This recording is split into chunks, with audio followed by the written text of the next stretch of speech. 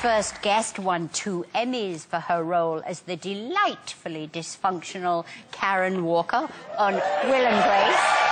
Now she's shaking things up as the new boss on the Fox sitcom Breaking In. Please welcome my friend who's very, very fabulous, Megan Mullally.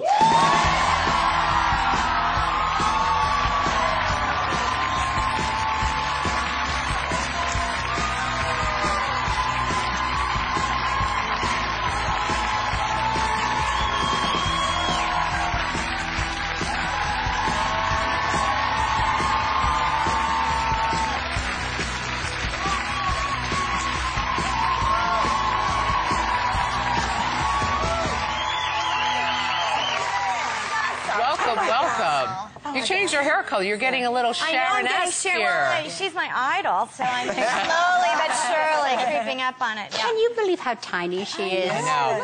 It's such a wee little. Just a baby. Now, for people who don't know, you are married to Nick Offerman. Yes. So funny on Parks and He plays Ron Swanson on Parks and Rec. But you guys... He just got his mustache removed last night. He had it somehow I don't know how they did it, but they're, sending it to the Smithsonian. I don't know. Do you, He's going to auction it off or something. I'm not sure. No, it was nice. There were 2 lips. I didn't know which one to choose. Usually there's just that. I can't find the top lip normally. I was excited. But how'd you guys meet?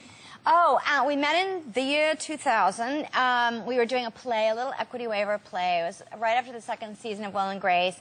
Little theater company called the Evidence Room, and he and I were both in the cast, and we almost didn't get cast because the director didn't want either one of us. And we had a table read on the first day. We had a read-through of the play, and nobody really talked to me. Nobody came up and introduced themselves, and I thought, oh, God, what's going to happen? And then at the end, we were all filing out, and Nick came over and introduced himself and said, hey, I think this is going to be really fun. And I said, oh, my God, you're the only one who's spoken to me today. I think they thought I was going to be snobby TV girl, and so they were going to ice me before I could ice them or something. I'm not sure. But anyway, so we met, and then during rehearsals, I started thinking he was really funny, and we started flirting, and now we're married.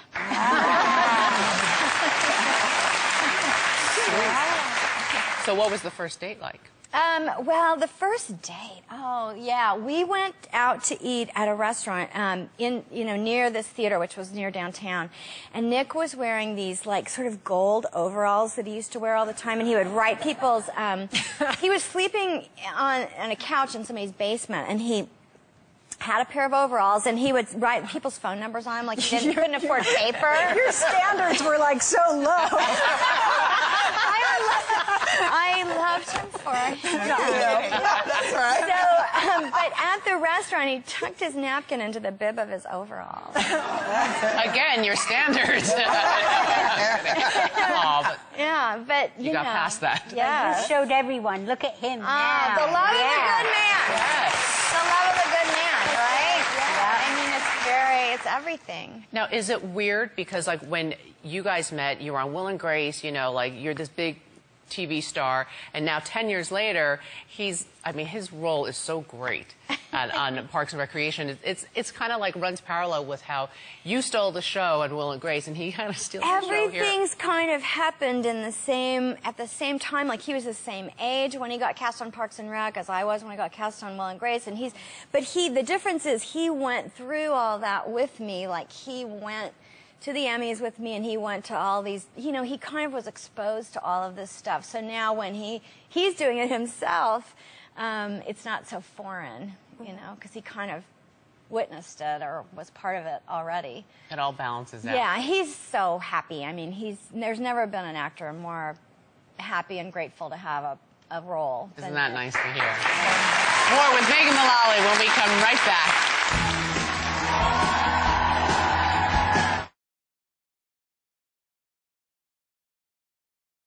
Candy, I have seen the way you look at her. Are you guys? What?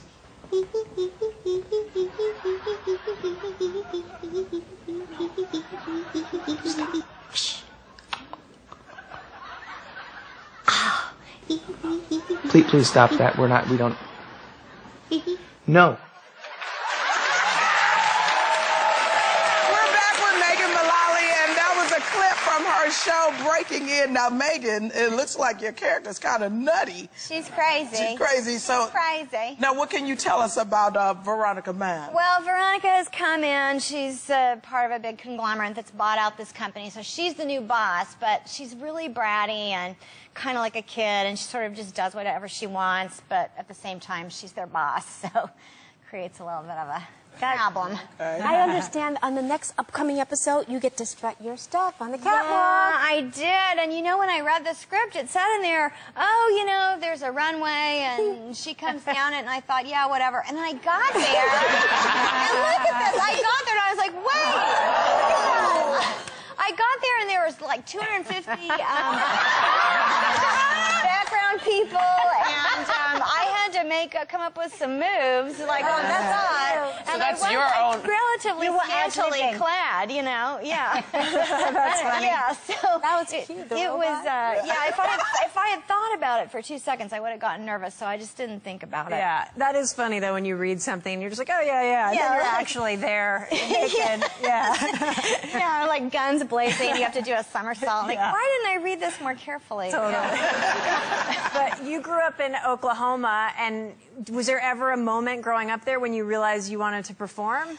Well, it's weird. I was a very quiet, shy child and never did anything wrong, never colored outside the lines. And then all of a sudden one day when I was 3 years old, I just...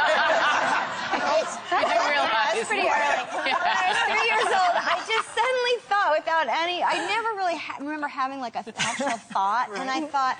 We were over at my grandparents' house, and I was upstairs, and they were all downstairs. My grandparents, my parents, my aunt and uncle, and another couple having cocktails. And I'm upstairs, and I thought, well, it's time. And I thought, well, I've got to do something with this hair. And so I tried to, like, wrap it or curl it on the banister. You know, there's like a round banister. And so I wrapped part of it around the banister and held it there for a while, and then I let it go, and it fell down straight. And I was like, okay, I'm just going to have to do it with straight hair. And then I ran down the stairs. And I'd literally, like, never made a peep in my life. I don't even know if I'd spoken, really. Ran down the stairs and ran right into the middle of the room and threw my arms out to the side and screamed out, ladies and gentlemen, introducing the world's greatest clown. And I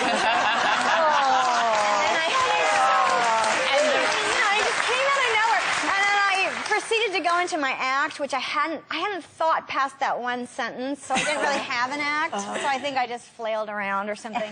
I love that voice of yours. It is so adorable. It's so cute. Thank you. And you're well, it takes one to know one, right?